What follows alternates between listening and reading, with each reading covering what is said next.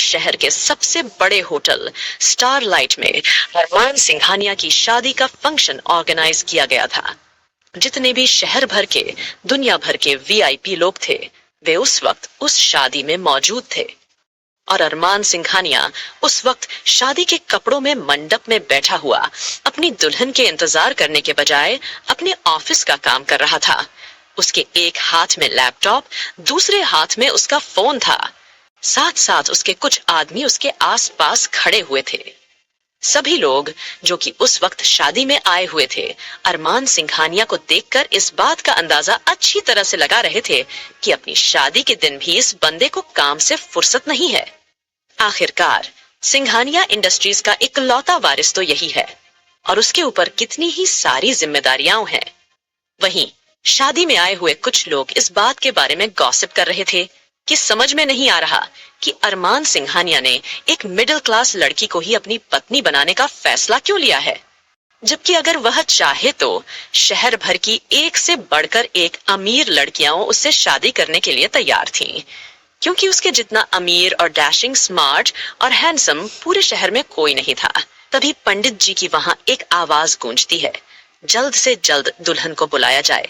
अब दुल्हन को बुलाने वाली बात सुनकर सामने खड़ी हुई एक औरत जल्दी ही 2-3 लड़कियों को लेकर दुल्हन के कमरे की ओर जाने लगती है ताकि वह वहां से दुल्हन को लेकर आ सके।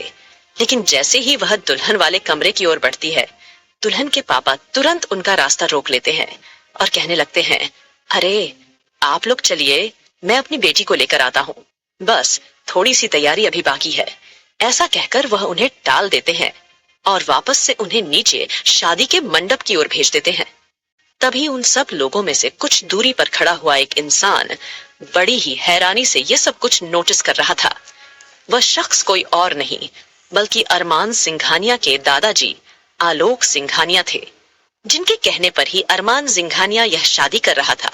और क्योंकि उनकी आखिरी ख्वाहिश यही थी कि वह अपने पोते की शादी अपनी आंखों से देख सकें, दादाजी आलोक सिंघानिया ने अरमान की शादी तय कर दी थी। और शादी के लिए उन्होंने अपने ही ऑफिस में काम करने वाले एक क्लर्क मिस्टर मनोज मल्होत्रा की बेटी को चुना था। मिस्टर मनोज मल्होत्रा की बेटी का नाम प्रियंका था। प्रियंका को अरमान से मिलाया गया था और उसे बताया गया था कि अरमान की शादी प्रियंका से ही होगी। प्रियंका कम खूबसूरत लड़की थी, लेकिन वह किसी और से प्यार करती थी। साथ ही साथ उसके जिंदगी में अपने कुछ सपने थे। वह जिंदगी अपनी शर्तों पर जीना चाहती थी, लेकिन जितना उसने अरमान के कारनामों के बारे में सुना था, उसके बाद से उसे अरमान से काफी ज्यादा डर लगने लगा था, क्योंकि अरमान का अहंकारी अंदाज और बर्ताव पूरे शहर से छुपा नहीं था। अरमान जब चाहे जिसे चाहे बर्बाद करने की हिम्मत और ताकत दोनों ही रखता था। इतना ही नहीं, अरमान सिंघानिया से पंगा लेने के बारे में कोई सोच भी नहीं सकता था। एक बार एक मॉडल ने अरमान सिंघानिया को भारी महफिल में प्रपोज कर दिया था और अरमान ने बिना किसी की परवाह किए उसका पूरा करियर, उसकी पूरी जिंदगी बर्बाद कर दी। अरमान को लड़कियों से एक तरह से बहुत ज्यादा चिढ़ थी, और ये चिढ़ क्यों थी, इसके उसके अपने खास रीजंस थे। क्योंकि पास्ट में उसके साथ कुछ ऐसा हुआ था जिसके बाद से उसका भरोसा हर चीज पर से उठ चुका था। इसलिए प्यार से, विश्वास से, हर चीज से उसका भरोसा उठ चुका था, जिसके बदौलत अब उसकी जिंदगी में सिर्फ और सिर्फ पैसा कमाना सबसे ज्यादा जरूरी बन चुका था। और उसी के बदौलत आज सिंघानिया इंडस्ट्रीज न केवल शहर भर की बल्कि पूरे देश की नंबर 1 इंडस्ट्रीज थी। वेल, अब जैसे ही बिना दुल्हन के वह औरतें वापस आईं, आलोक जी को इस बात का एहसास हुआ कि कहीं कुछ गड़बड़ तो नहीं है। तो वह बिना किसी को भनक लगे उस कमरे की ओर जाने लगे जिस कमरे में प्रियंका यानी कि दुल्हन मौजूद थी। और जैसे ही वह वहां गए, उन्होंने देखा कि उस कमरे में किसी के रोने की आवाज आ रही थी। अब आलोक जी काफी हद तक हैरान परेशान हो उठे और बिना किसी दरवाजे पर दस्तक दिए वह तुरंत अंदर चले गए। और जैसे ही वह अंदर गए, उन्होंने देखा कि एक बहुत ही खूबसूरत और प्यारी सी लड़की का हाथ मनोज जी ने यानी कि प्रियंका के पापा ने पकड़ रखा था, और साथ ही साथ प्रियंका की माँ उसे मार रही थी। अब जैसे ही आलोक जी ने यह देखा तो उनकी हैरानी का कोई ठिकाना नहीं था और वह कहने लगे, ये सब क्या हो रहा है यहाँ पर? अब जैसे ही आलोक जी की रोबदार आवाज वहां गूंजी, सभी हैरानी से आलोक जी को देखने लगे और वह लड़की जिसके हाथ मनोज जी ने पकड़ रखा था, वह बुरी तरह से रो रही थी। तभी आलोक जी कहने लगे, यह लड़की कौन है और इसको आप इस तरह से क्यों मार रहे हैं? और प्रियंका कहाँ है? और क्या आप लोगों को सुनाई नहीं दिया? पंडित जी दुल्हन को मंडप में बुला रहे हैं। बोलिए, जवाब दीजिए, प्रियंका कहाँ है? अब मनोज जी और साथ ही साथ मनोज जी की पत्नी सीमा जी दोनों सर झुकाकर खड़े हो गए और कहने लगे, हमें माफ कीजिएगा सर, प्रियंका यहाँ मौजूद नहीं है। अब मनोज जी ने जैसे ही हाथ जोड़कर आलोक जी से माफी मांगी, उनका गुस्सा काफी ज्यादा बढ़ चुका था और वह कहने लगे, ये क्या बकवास कर रहे हो मनोज तुम? शायद भूल रहे हो तुम हमारे ऑफिस में काम करने वाले एक मामूली से आदमी हो, तो तुम इस तरह से हमारी इज्जत के साथ खिलवाड़ कैसे कर सकते हो? क्या तुम भूल गए हो इस वक्त इस शादी में शहर भर के सभी बड़े लोग, सभी हमारे बिजनेसमैन मौजूद हैं और तुम हमें कह रहे हो कि तुम्हारी बेटी यहाँ नहीं है? सच सच बताओ, क्या बात है? अब जैसे ही आलोक जी ने यह कहा, मनोज की पत्नी सीमा आगे आई, कहने लगी, मैं बताती हूँ सर, क्या बात है, हम तो आपके इतने बड़े घर में हमारी बेटी की शादी हो रही है, इस बात को लेकर काफी ज्यादा खुश थे और इसीलिए हमने गांव से हमारी ये नंद की बेटी को भी बुला लिया था। बहुत समय पहले एक एक्सीडेंट में इसके माता पिता मारे गए थे, क्योंकि यह गांव में अपनी नानी यानी कि मेरी सास के साथ रहती है, तो हमने सोचा कि यह शादी में आएगी तो शादी के कुछ फंक्शन में हाथ बटाएगी तो सही रहेगा। और इसने काम भी किए।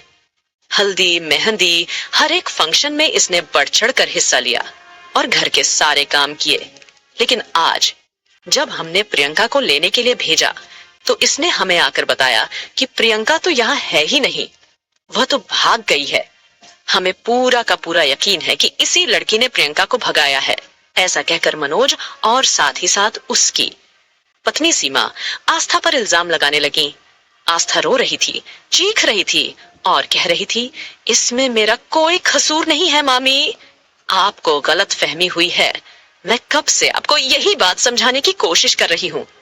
जब मैं प्रियंका दीदी को लेने के लिए यहाँ इस कमरे में आई, प्रियंका दीदी उस वक्त कमरे में मौजूद नहीं थी। आखिरकार आप मेरी बात क्यों नहीं मान रहे हैं? ऐसा कहकर आस्था रोने लगी। रोने की वजह से उसकी खूबसूरत सी नाक एकदम टमाटर के जैसे लाल हो गई थी, जिसमें वह रोती हुई और भी ज्यादा खूबसूरत और प्यारी लग रही थी। तभी आलोक जी मनोज और सीमा पर गुस्सा होते हुए बोले, हमें ये सब कुछ नहीं सुनना चाहते हैं, हमें अभी इसी वक्त किसी और लड़की का इंतजाम करके दो। हम आज के आज ही यह शादी जरूर करेंगे।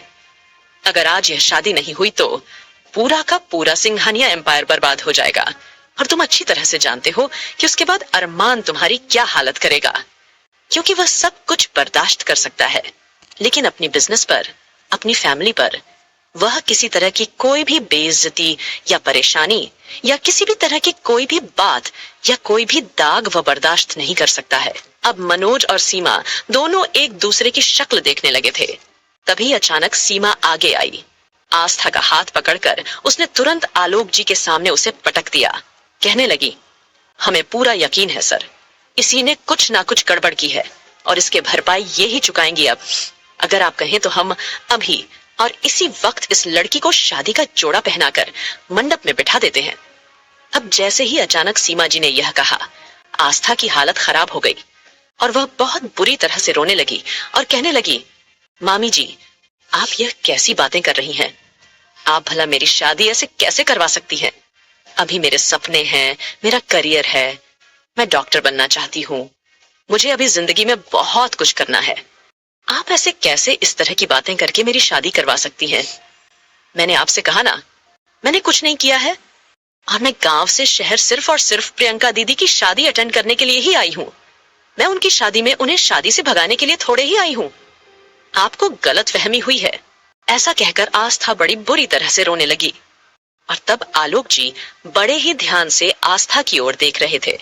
असल में तो आस्था उन्हें पहली नजर में ही भा गई थी और अब आस्था की इस तरह की बातें सुनकर वह काफी हद तक थोड़ा सा परेशान भी हो गए, क्योंकि वह अच्छी तरह से जानते थे अरमान को लड़कियों का जॉब करना, या फिर किसी भी औरत का घर से बाहर जाकर काम करना बिल्कुल भी पसंद नहीं है, तो वह किसी भी कीमत पर यह बर्दाश्त नहीं करेगा कि उसकी बीवी डॉक्टर बनना चाहे या ना चाहे। जबकि आस्था डॉक्टर बनना चाहती थी, क्योंकि उसके गांव में दूर दूर तक कोई डॉक्टर नहीं था। इनफैक्ट जब उसके माता पिता का एक्सीडेंट हुआ था, उन्हें सही समय पर इलाज नहीं मिल पाया, जिसकी वजह से उनकी मौत हो गई। तब से आस्था ने कसम खा ली थी, अपनी जिंदगी का इकलौता मकसद बना लिया था कि वह डॉक्टर बनकर रहेगी और अपने गांव में ही अपना एक छोटा सा अस्पताल खोलेगी या फिर छोटा सा क्लिनिक खोलकर लोगों की सेवा करेगी। और जिस तरह से उसके माता पिता की मौत हुई है, वह किसी और की मौत नहीं होने देगी। तो डॉक्टरी करना उसके नस नस में बस चुका था। लेकिन अब अचानक से शादी की बात सुनकर उसके आंसू रुकने का नाम नहीं ले रहे थे। वह ऐसे कैसे अचानक से शादी कर सकती थी? उसकी जिंदगी का एक ही मकसद था, केवल डॉक्टर बनना ही उसका इकलौता और मात्र सपना था। तभी उसकी मामी अचानक से आ गई और एक और चांटा उसने आस्था के मुंह पर दे मारा और कहने लगी, ए लड़की, अपने फालतू की बकवास बंद कर। अगर तूने आज ये शादी नहीं की तो जानती है हम लोग कितनी बुरी तरह से बर्बाद हो जाएंगे। इतना ही नहीं, अरमान सिंघानिया के आदमी हमारी जान ले लेंगे। वह तेरे मामा को गोली मार देंगे, गोली। अब तू देख ले तुझे क्या करना है। अगर तू हमारी लाश देखना चाहती है तो बेशक यह शादी मत कर। ऐसा कहकर वह बड़ी ही बुरी तरह से आस्था को मजबूर करने लगी। वहीं आस्था के आंसू थे कि काफी ज्यादा बह निकले। उसे कुछ समझ में नहीं आ रहा था कि वह करे तो करे क्या। लेकिन तभी आलोक जी ने मनोज जी से कहा, इस लड़की को शादी के जोड़े में तैयार कर, फटाफट से शादी के मंडप में बिठाओ। जैसे ही आलोक जी यह ऑर्डर देकर वहां से जा चुके थे और अब आस्था घुटनों के बल बैठकर बुरी तरह से रोने लगी, तभी अचानक उसके मामा अपने दोनों हाथ जोड़कर आस्था के पास बैठ गए और कहने लगे, आस्था बेटे, अपने मामा की जान और इज्जत दोनों ही बचा लो प्लीज। अगर तूने आज यह शादी नहीं की तो अरमान सिंघानिया हम सबकी जान ले लेगा। तुम नहीं जानती कि वो गुस्से में कितना ज्यादा तेज है। उसके लिए जान लेना बहुत मामूली सी बात है। बेटी, हमारी बात मान लो और शादी के लिए हाँ कह दो। ऐसा कहकर वह बड़ी ही बुरी तरह से रोने लगे। दोस्तों, प्लीज मेरी यह नई स्टोरी है। मुझे पूरी उम्मीद है कि आप लोग इसे बहुत ज्यादा प्यार देंगे और लाइक, शेयर और कमेंट जरूर करें और जरूर बताएं कि आपको इसका पहला चैप्टर कैसा लगा। आस्था को उसके माँ